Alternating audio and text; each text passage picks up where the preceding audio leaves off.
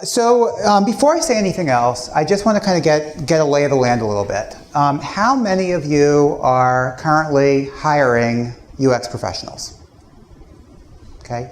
And among those that are hiring, how many of you are doing it as the primary person versus, so primary person, next question is, versus like working with a hiring manager or recruiter at your company. So like you are the person responsible for all hiring of these roles? No. Yeah. Yes? Okay. And for the rest of you, you want to hire someone, but you're working with kind of some intermediary, a recruiter at your company, a hiring manager, something like that. Okay. Okay, that's very helpful. How many of you are not kind of actively hiring right now? Okay. Okay. Good. Okay, good. That helps me kind of get a little bit a lay of the land a little bit. Okay.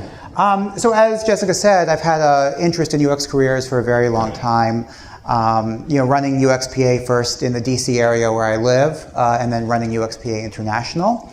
I've been a consultant, mainly user research, really stemming, about 1994 is when I started, when I graduated college. So it's really all I've done with my career is UX. And then the book was really an interest I gained from UXPA and all the work that I did there. And I just became very, very interested in UX careers, UX networking, building UX community. Okay. So, just yesterday, and I get this question a lot, why on earth is there cheesecake on your book? Like what?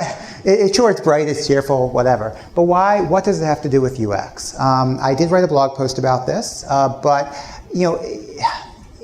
as best you can say, as best as you can guess, what would cheesecake have to do with UX?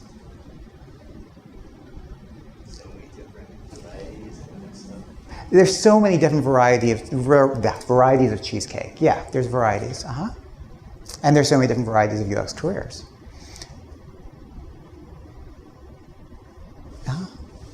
Layers. Huh? It's got layers. You have like the crumbly bottom, cheesy, whatever. Yeah, well, and we could do several things with the layers, actually. So one thing is, they all kind of have that base layer of cheese, right?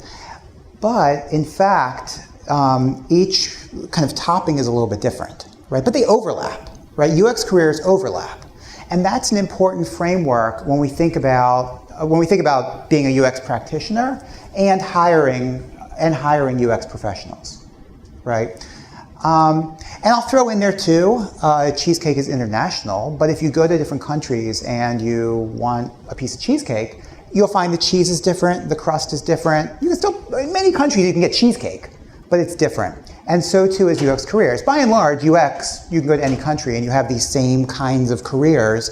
I've spoken in several countries actually, and people will come up and say, I'm a user researcher, I'm a visual designer, I'm an interaction designer, whatever, which is awesome. I mean, so it's really exciting to be in a profession like that. But how does that relate to being a UX professional and hiring UX professionals? Well, basically this kind of frames the UX career framework. And when you're hiring, you need to understand the framework enough. Now you probably do as a practitioner, you kind of likely get this framework, but you're also going to, and most of you who are hiring will have to explain this framework to that intermediary, that third party that's between you and that initial first contact with professionals. So, by and large, it's fair to say that UX UX involves designing stuff, and there's aspects of UX that are designy, and that's a lot of it, obviously. But also, as one designs, one also does research, and one also strategizes. And simultaneous to that, there are careers where UX professionals are evaluating stuff. And as they're evaluating stuff, well, of course, they're doing a little designy stuff too, and they're doing some strategy as well. And finally, there's the UX careers that are centered around strategy. And even as people are being strategic, they need to evaluate stuff, and they need to design stuff. So if we broke these down into our three buckets, the design, the evaluation, and the strategy bucket, we have a whole host of very specific careers. Okay.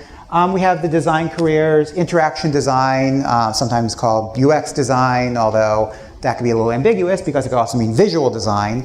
The interaction design, we've got the user interaction, we've got information architecture, the front-end information architecture, in front of the scenes, the back-end information architecture, the metadata, the taxonomy, and the tagging, and so on.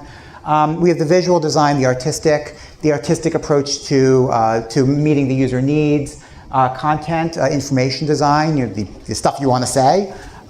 We've got service design, which we don't really see much. Is anyone hiring for a service design position? Probably not. No.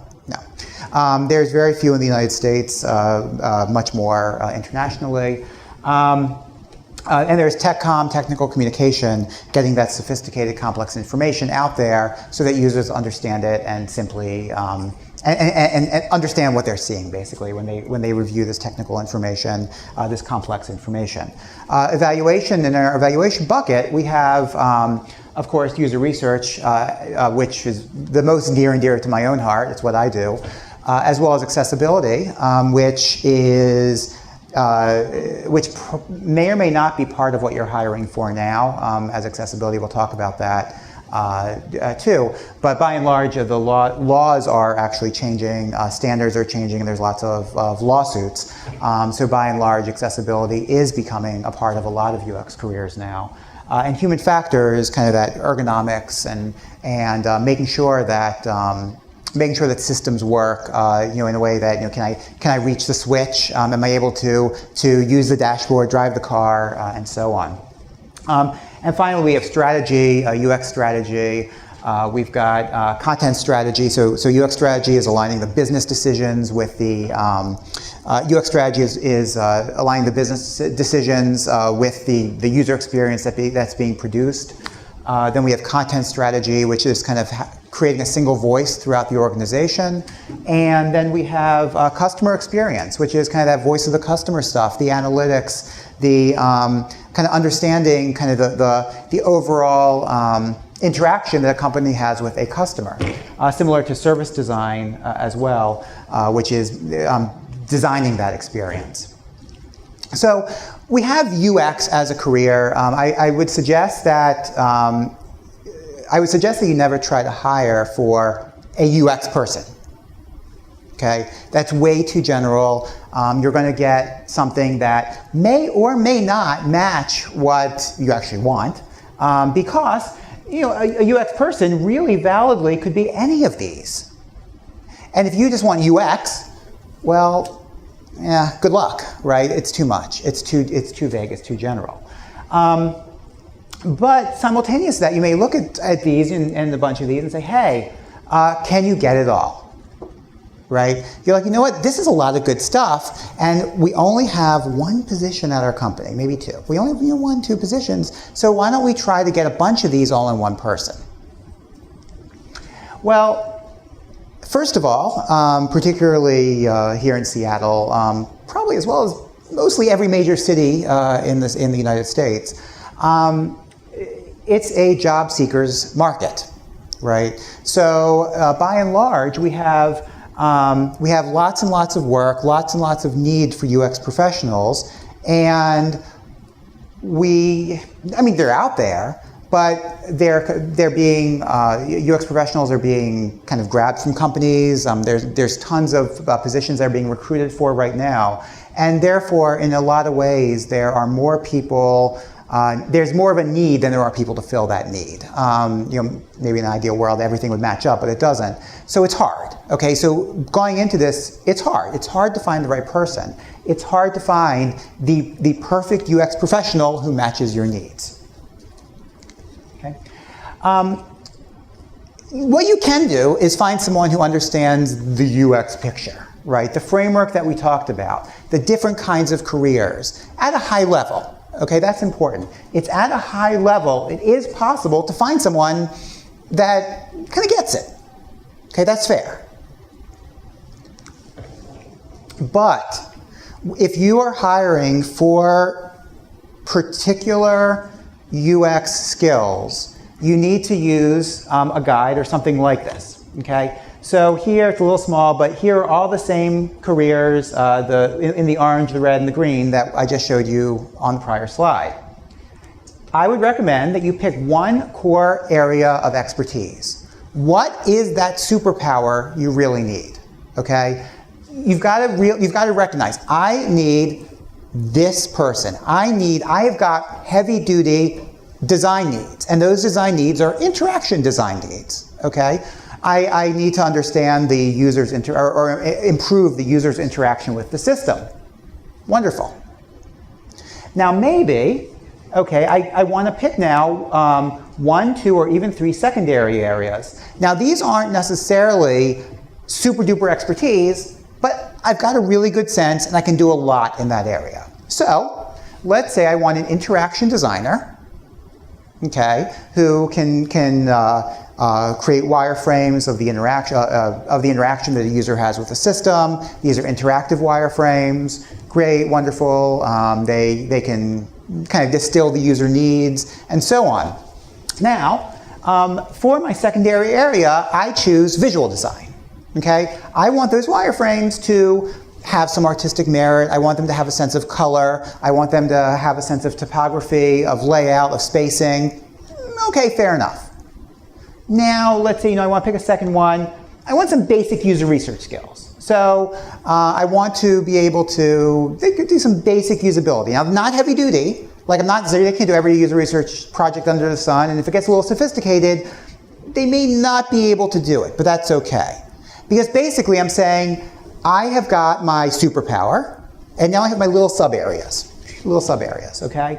And then, when you go back and you review the job requirements, because often what happens is you want to hire and you grab a job description from the last time a UX professional was hired, and there's some legacy things there. Okay, and those legacy things, and you look at it quickly, and those legacy things are there, and oh, by the way, you need to be able to write good content, right? That was there, and you know what? It sounded good. I'll leave it in. But I've already picked my 2 or 3, my superpower, and my 2 or 3 little sub areas. So by leaving those extra things in, I run the risk of creating the unicorn. You can't, a little faded here. The unicorn, right? Not that it wouldn't be a good thing. Because absolutely, if I can get someone who can do the interaction design, visual design, research, content, and so on, it's an excellent thing. The problem is that while those people do exist, they're really hard to find. It's like finding a needle in a haystack. So you need to limit what you want to do, and then you need to go to your job description, to your job rec, and you say, okay, do I have extra stuff beyond my superpower and beyond the superpower? You can put a lot of description around, right? You say they're an interaction designer, they need to use this software, they need to have these skills, they need to be expert skills, several years, and so on. For the sub areas, they're nice to have. And then if there's other stuff that doesn't match step 1, doesn't match step 2, chuck it.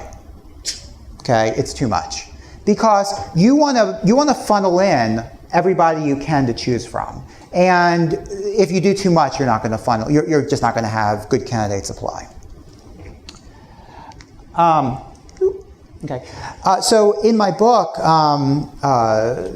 Baruch Sachs, who runs a team in Boston area, writes about why you want an octopus, not a unicorn. So here's the magic. The magic is you can train anyone in anything as long as they have the will and the inclination. So you can say, you know what? Someone comes into you, they say, oh, I've got my superpower. They match that. They've got some sub areas, but they don't have all the sub areas. They don't have all of step 2. And you say, hey, you don't have this. It would be a good thing for you to have. Can we help you along? Are you good with that? Are you excited by that? If someone said to me, would I, can I do some visual design for them? I'd say no way. Not that I'm not all. I think people who have visual design skills are wonderful. I am the worst artist. I have no artistic sense whatsoever. So, it wouldn't be a good fit. You could say I'm going to teach you. It's not going to work very well. So if you say to a job candidate, you've got a lot of good things, would you be willing to learn these other things along the way? And particularly if they're in the, let's say, under 5 years of experience, maybe under more, but once you start getting a lot of experience, there might be a little bit less willingness to say, okay, I'm going to shift my career. But certainly you can always ask, can I train you? Can I turn you into this octopus? Now you don't want to say can I turn you into an octopus, because it could be a little insulting. But still, basically what you're saying is, are you willing to learn? Are you willing to grow towards the needs of my company? The other thing to consider is, when do you need an employee versus when do you need a freelancer? Now, the IRS has some guidelines. Then these guidelines, they've got like the 10-point test, the 18-point test, or whatever. Which one do you really need? Because the IRS doesn't want you to hire a freelancer when you should be hiring an employee. But I'd encourage you to think about your needs, okay? When you think about to think about your needs here, you might be saying, okay, I need an interaction designer as my core skills. But you know what? I'm going to have some sophisticated user research needs. I'm going to have some sophisticated accessibility needs. But they're not all the time. So I am going to focus my effort, my hiring, on my core critical needs. And then when I need that sophisticated usability study, when I need to make sure that I'm WCAG 2.0 compliant and accessible, if I need just occasionally some content tweaking, or I've got the content pretty much in-house, but sometimes I need a little bit extra expertise. Then you can say, you know what, I'll create a bank of freelancers and I'll call on them when needed. Now, from an hourly rate perspective, they're way more expensive because freelance rates bake in essentially the benefits that they don't get, right? So it's not a one-to-one hourly rate kind of comparison. However, if you've got only, I've got one usability test every 3 months. Okay, so get a freelancer for that and focus your core hiring needs on the ongoing, on the things that will just, you're going to need year-round, and at least for a year. And that helps you distill your needs, and you can still create your octopus. And as a matter of fact, if you say, I need someone who has some information architecture skills, you can build it out, get the expert in, perhaps even have the freelancer help train the employee as they're doing it. You say, okay, well, part of your learning, part of your becoming the octopus is working with this freelancer that we have for this short duration. Okay. So let's talk a little bit about finding and hiring new UX talent. Okay. So one thing that I've ended up doing, particularly with the publication of the book in the last year, is helping recruiting firms to hire UX better. So it's by and large, I'm still a user researcher, as the bulk of my freelance work. But I've had the opportunity to work with freelancers. So, I'm not freelancers, I am freelance. I had the opportunity to work with recruiters a bit. So these are some things that I've found when working with recruiters. Recruiters who kind of get UX to some degree, but often they are the intermediary between the actual UX team lead and the staff, and the new hires that are being brought on. So one thing that I've gotten is sometimes the recruiters will forward me the resume and the portfolio, and they'll say, here's our need. Before we go further, we want to be able to present the UX manager with the correct kind of people, so can you take a look at this? And I'll look at the portfolio, and it has a lot of stuff. Okay, it's got, they want a visual designer, there's some visual designs there, there's even some interaction designs there, and so on. Now, the problem with the stuff is there's no story behind it. When you get a portfolio, okay, when you see a portfolio from a potential candidate, it's got to tell a story. Which means that, by the way, for those of you that aren't hiring right now, or even for those of you that are and are in the future job seeking, when you do your own portfolio, it also has to tell a story, okay? UX portfolios, I mean, UX is about storytelling, ultimately. So the story that a portfolio has to tell is twofold. One, it's the role that the person had on a project. And two, it's the progression of projects. It's the story, how do the projects interlink with each other? So what specifically did this person do in any given situation? If someone's at the beginning of their career, their portfolio is often class projects, right? And it says, here's what we created. But what did you create? So be prepared, one, to tell the hiring manager that you want the story too. If the story's not there, before it even gets to you, ask them to ask the person to better articulate what the story is that they want to tell. What did that person do? And how do each of their items that they have in their portfolio interrelate to each other, and the skills that they have, and the brand that this person has. Okay. And be aware that you may say, you may hear, and I certainly have heard this when I speak to job seekers, I can't show anything. I can't show anything because I've got non-disclosure agreements. And you say, well, that's all fine and good, but I need to see your work products. You know, I have no idea if you are the kind of person I'm looking for. So I would encourage you, either directly or indirectly, to encourage the potential candidates to follow this series of steps. One, ask them if they can anonymize what they have.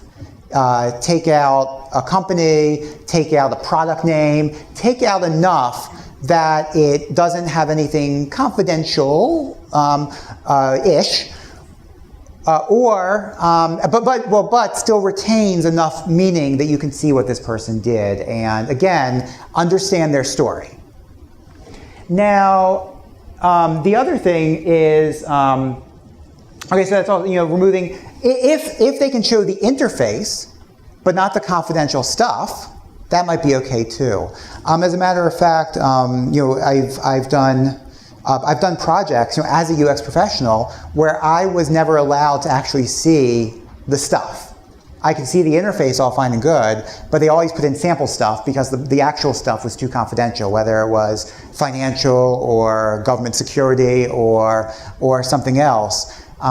So I always saw the fake stuff anyway. Therefore, often the deliverables never had the real stuff in any case. So if all else fails, at least they can communicate the process. So they say, oh, I don't have the deliverable. Okay, so their story needs to include, at least to whatever extent possible, I did this, I did that. So ask as a surrogate, okay, it's not as good, but as a surrogate say, at least I want very, very clearly your articulation of what you did, what you created, and what it did for your prior employer, for your client, for whatever else. And let them talk through, and let them talk through the experience, and let them talk through their story. Either way, you need that story. There's no question about the fact that you need that story, but you just have to work with the fact that there are NDAs and there's differing levels of comfort.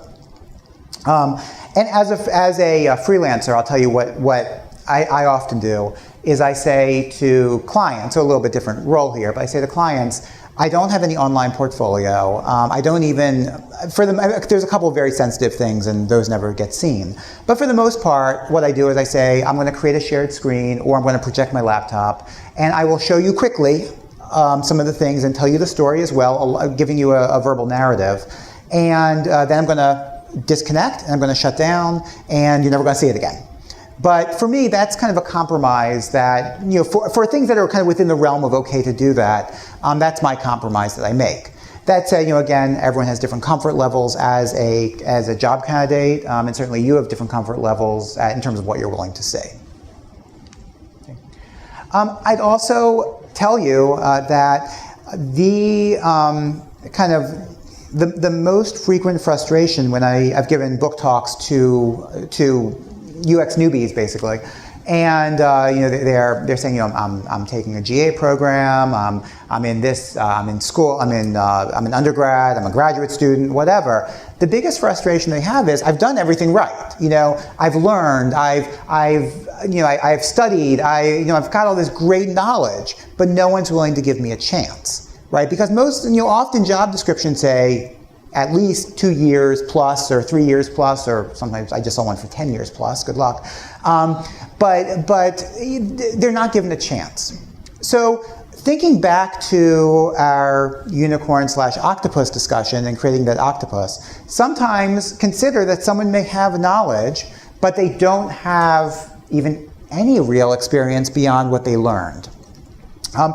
And I'd still encourage you to give them a chance. Why? Make sure they have the inclination, the interest in exactly what you need. I mean, obviously that has to match. But consider, can I use someone who is new, and can I shape them? You know what? Their salary requests are probably going to be lower, and they are going to be willing to be shaped. You can create your ideal octopus in that way. You can create somebody that you really need. So I'd like to say the next time I do kind of one of those newbie conversations, yes, people are giving you a chance. People do want to give you a chance. And I really think, it's almost like a movement. Like, let's give UX newbies a chance, because people who are new to UX, have such interest, have such inclination, and passion about user experience. It really can help you, find the right people by creating them. And you have to be an authentic UXer yourself. Now, this conversation is actually twofold. One, many of you already are probably authentic UXers. You understand user experience needs. You perhaps have been a UX practitioner yourself for many years. But it's not just you now. If you are not the person talking to the potential new hire, that intermediary also needs to authentically understand user experience. The biggest frustration, or not the biggest, but a big frustration that I often see is that the job seeker talks to a recruiter who just doesn't get user experience. It doesn't get that UX is not a single career, that's this whole host of careers, and it turns off potential candidates. Now, remembering also that it's a job seeker's market, you could lose the really best and brightest because they are turned off by that intermediary person. So get that intermediary person to be an authentic UXer. How? So this message is as much to them as to you. I mean, again, you probably already have learned UX. You probably understand UX, but they need to also. They need to, so help them. Say, you know what? I'm going to give you a UX tutorial. I'm going to send you to a UX class. I'm going to send you to or maybe you don't have the power to do that, but encourage them. Go to a UX conference. Talk with UXers, and don't make our employer, our company, look uninformed. Don't look like, oh yeah, we want UX, and we even have UX people, and I just said these stupid things that make no sense to you, the potential new hire, and make you think that we as a company don't get UX. And you want to build both your credibility on social media, because ultimately your name will come up, and when your name comes up, you will be meeting with so-and-so. They will, just like you're going to look them up, they're going to look you up. And I'd encourage you to be very visible on social media, like, oh wow, this person really gets UX. This person tweets with the UX hashtag. When I looked at this person's LinkedIn profile, they've wrote some blogs on LinkedIn Pulse about various UX issues. Make sure that they see you and your brand and your UX background as valuable. I mean, as a true UXer who gets it, who cares about the profession, who cares about UX methods, and so on.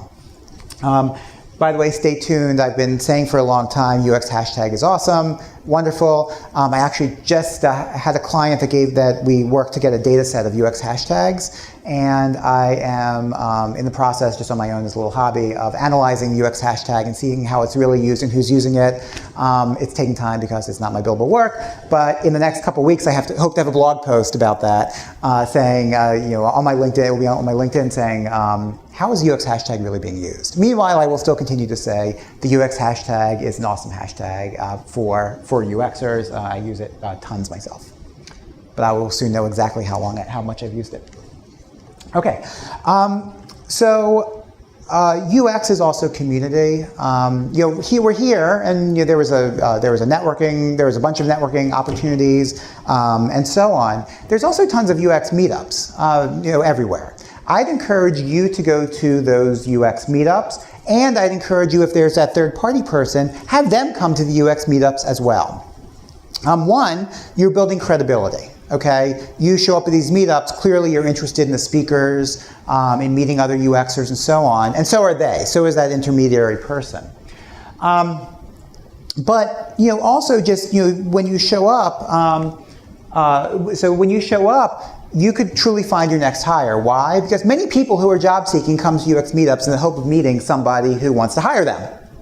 So, really, and many meetups that I've seen, I've run many meetups, and always, there's often a name tag. And on the name tag, sometimes they go very sophisticated and say there's 2 colors. If you're hiring, then use this color. If you're seeking, use this color.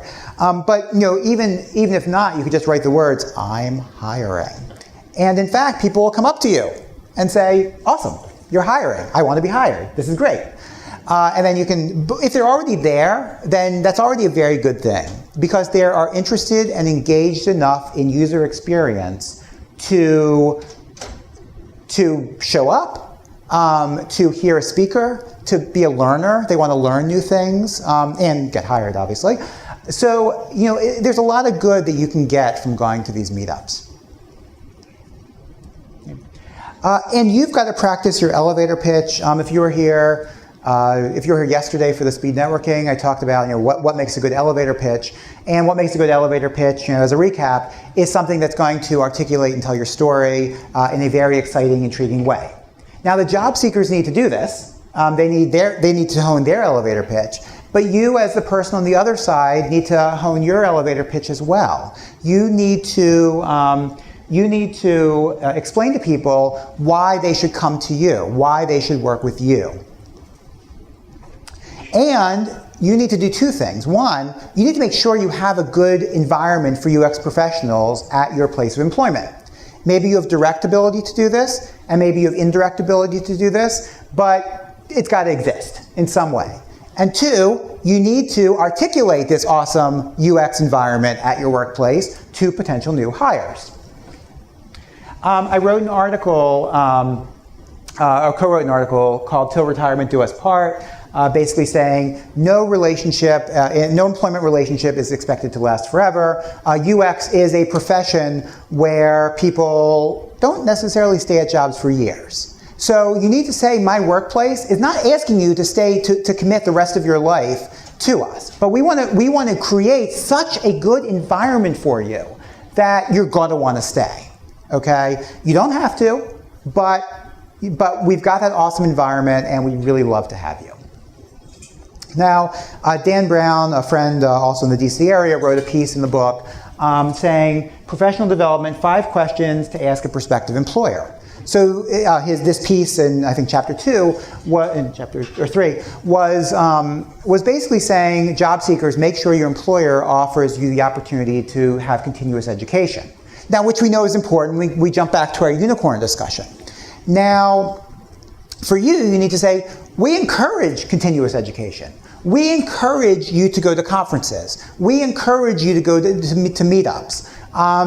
We encourage you we give you a little fund to buy UX books so that you can continue your knowledge, that you can build your UX bookshelf. And maybe we'll even keep that UX bookshelf in our office so everyone can access these books too, including you.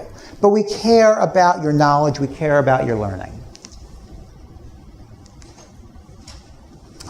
So Pamela Walsh, who was the VP at AnswerLab, wrote a piece on the chapter specifically for employers that basically you need to understand the level of social at your workplace, need to understand that UX professionals are people, people who are interested in people, and often have two conflicting but not really personality elements. One, UX professionals are often social. It's people who want to interact with people.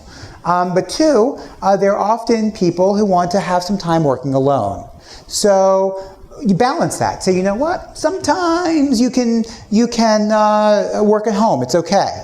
But sometimes you're in the office. And by the way, we do these social activities, and we get together, and we are a little mini community within the office. If you're hiring more than a UX team of one. And even if not, we still, we care about it. We have this balance. We have the opportunity for social. We have the opportunity for heads down working alone. And make it sound, and authentically, obviously, make it sound enticing. Okay. And I'd encourage you to promote UX leadership. Why? Because when you promote UX leadership, then you promote the engagement with the UX community. You create people who often care about UX, both in the workplace and outside of the workplace. Now, I'm thinking about leadership in multiple ways. One, obviously leadership happens within the company, right? You can say, we want people, we'll hire you as a practitioner, but ultimately, you could be a team lead or whatever. I'll tell you that, before I went off my own in 2008, my last job was managing a team of staff and subcontractors, or kind of staff and contractors and so on, and I didn't like it very much. I felt like, I like being a practitioner. I'm much happier as a practitioner. Sure, it went okay. There's nothing wrong with it, but it took me away from what I consider the good stuff, my research. And so not everybody wants to, not everyone has the goal that I want to be a workplace leader. Now, it just so happens in UX Mastery, does anyone know UX Mastery? They're in Australia, the blog. I and a bunch of other people just co-wrote a 2-part series about UX leadership. They asked me for my piece, and everyone has their little piece. And my piece actually says, you don't need to be a leader in the workplace. And so if you want to read more about it, just look at UX Mastery. But basically, in the workplace, you can encourage people as practitioners to help other practitioners. And you help them grow, and you help create, again, your octopus. Okay? But then you can encourage voluntary UX leadership. Get them as leaders of UX meetups. I know a couple companies that actually created their own UX meetup within the company. Now, not for the company, but for others. But you're saying, one, we care about UX community, and we're going to have a couple meetups. If you have a good space, it's awesome. We're going to sponsor pizza and beer or whatever, and we'll go on meetup. We'll build a little kind of community outside of our employees, and then you're getting goodwill for your company, as well as telling people we care about UX. But basically, you need to create UX leaders. Like every one of those companies needs a designated point person who kind of runs the meetup. Now, the meetup could also be outside of your company entirely, encouraging people to. So for me, it was UXPA. UXPA was my thing in DC. I went to meetups, and then I ran the meetups, and it was so meaningful to me. But it also looked really good to other people. Oh yeah, you know what? This is a person that cares about community. So I felt good. Other people felt good about my role and the value of the role. Basically, if you are the employer, then that person takes all that kind of social capital they gain from volunteering their time and spreads it very much to your company. Okay, so I'd encourage you to encourage that. Promote thought leadership, right? So if your company has a blog, encourage your employees to write for it, right? And it doesn't have to take hours upon hours. It could be a couple paragraphs of something meaningful that you did in your company. Now, if they don't have a blog, or if it's kind of it's not the kind of thing where you post UX, see if you can create a UX blog, kind of a sub blog or a secondary blog or something somewhere, or just encourage them to post on their own social media about what they do, and make sure, if you're on company time, make sure that they prominently mention your company. And then you're creating this environment not only that's good for your current hires, but also for your future hires, because your company itself has a brand or a hiring brand where people will see that UX is a thing at your company, that UX is meaningful, that UX is respected. And new hires will also get that same value, will get that coming in, and it will embed in your company culture, both externally and internally. Okay? And I'd encourage you to set everything in motion now. Even if you're not hiring right now, or something's already, you're almost done this whatever cycle, set this in motion now. Don't say I'm going to wait till my next need to do this, but do all of this now. Create this environment, create this culture, and work on it, and create this brand. That way, maybe it's too late this time to really kind of fully do that, to get it out on Google, and so on. But the next time you're hiring, you will have an environment, a framework where you are a place that people want to work for. Oop. Did I just lose the battery? Could that be?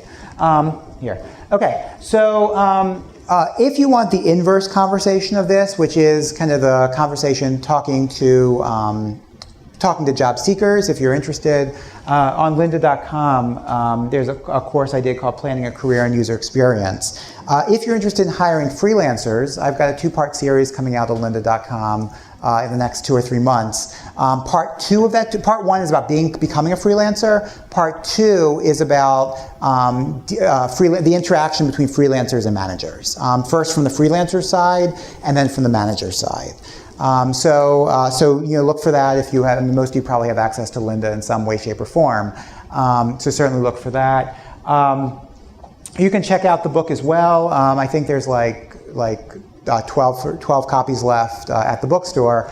And after this session, I will hang around the bookstore and be signing books if you are so interested. And chapter 11 details the various pathways. Chapter 10 is about the employer's guide, and chapter 9 is working with a recruiter and being a recruiter. Then it says you see all this stuff, which is really just kind of the opposite of what we talked about. Not the opposite, but the converse of what we talked about. Okay.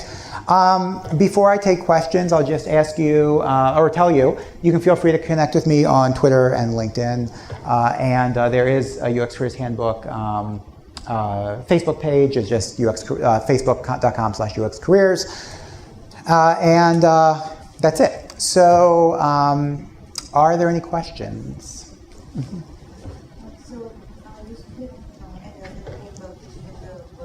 Right, I can't hear you. Right, I can't. Can you speak loud?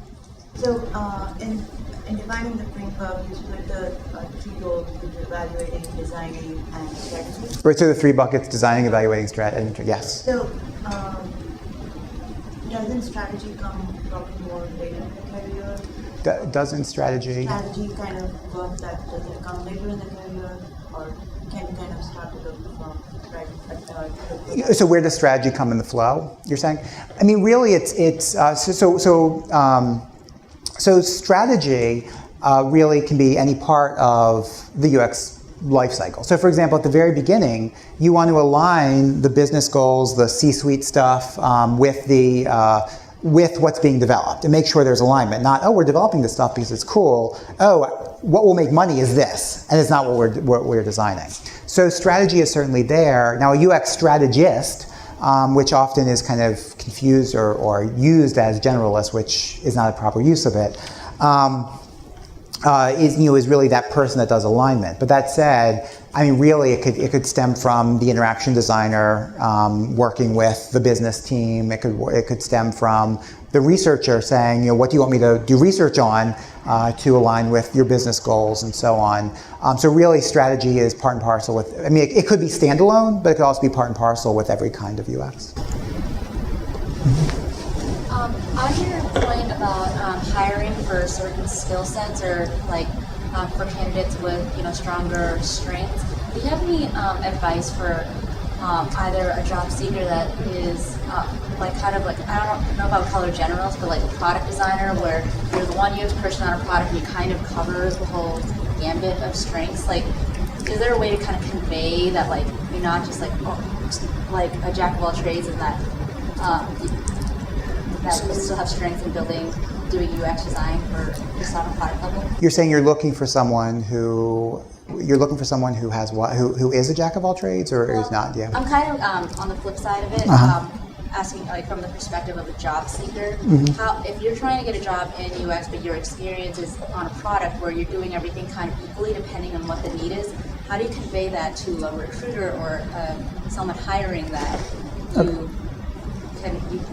I don't know, if your strengths aren't necessarily in one place or another? I mean, basically, I think the risk is if a job seeker tells a recruiter I can do it all, and I've been doing it all, the risk is not that they can't do it all. Because, I mean, they're probably honest, but the risk is really that they won't be seen as having any expertise. So I think that argument works when you're kind of year 1, year 2 of someone's career. As you get further along and this person wants more and more money, it's probably going to be a harder argument to make. The generalist argument works best at the very beginning, saying I can do it all, but I'm not expert. But then once you say I'm expert, then they say, well, something's got to be higher on my broken comb model or my T-shaped skill set. So, I work for a large company, and our UX practice is growing. We're splitting at the seams. But we are, now that we're looking for very specialized UX talent, we are having recruitment issues bringing people to a maybe what's considered less than desirable headquarters location. So I was wondering if you have any thoughts on geographically distributed like design teams and research teams, if they can be successful.